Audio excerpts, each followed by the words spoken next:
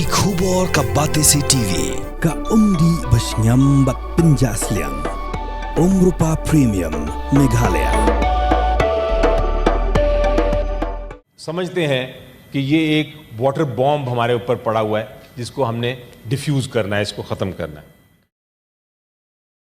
UMP ke Pakistan, Syed Ali Zafar, ulah keren haying dorbar jong ke Pakistan. Halor gijing ki ke Pakistan kan saya kendo namar ba ke jing pensange ke India ya ke Indus Water Treaty.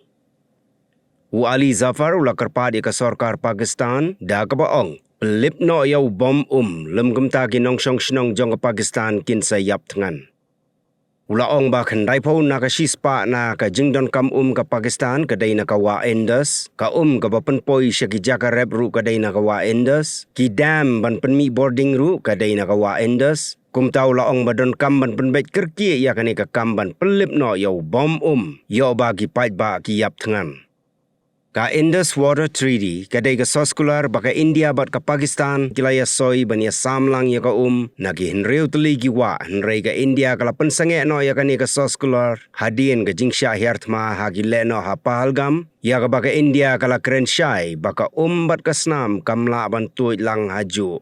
Bat kala keren syai ru balada don kam bania keren bat ka Pakistan kan ya keren baik tang ya kimat ki baya day bat ka Pakistan occupied Kashmir bat ya ki kam leno lain nang ta kam tre ya keren.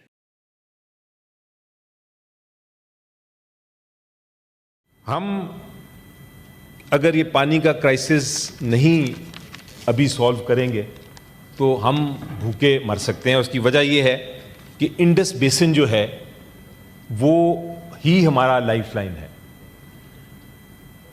3/4 जो पानी हमारा आता है sir total बाहर से आता है।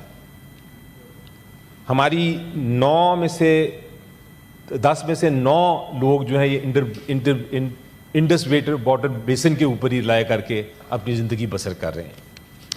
90% स्टेटिस्टिक्स के मुताबिक 90% जो हमारी क्रॉप्स हैं, जो हमारी फसलें हैं, वो इस पानी पे डिपेंड करती हैं। हमारे जितने पावर प्रोजेक्ट्स हैं, जितने डैम्स हैं, वो इसी पानी के ऊपर बने हुए हैं। तो इसलिए अगर ये हम इसको हम समझते हैं कि ये एक वाटर बॉम्ब हमारे ऊपर पड़ा हुआ है जिसको हमने डिफ्यूज करना है, इसको ख़त्म करना है।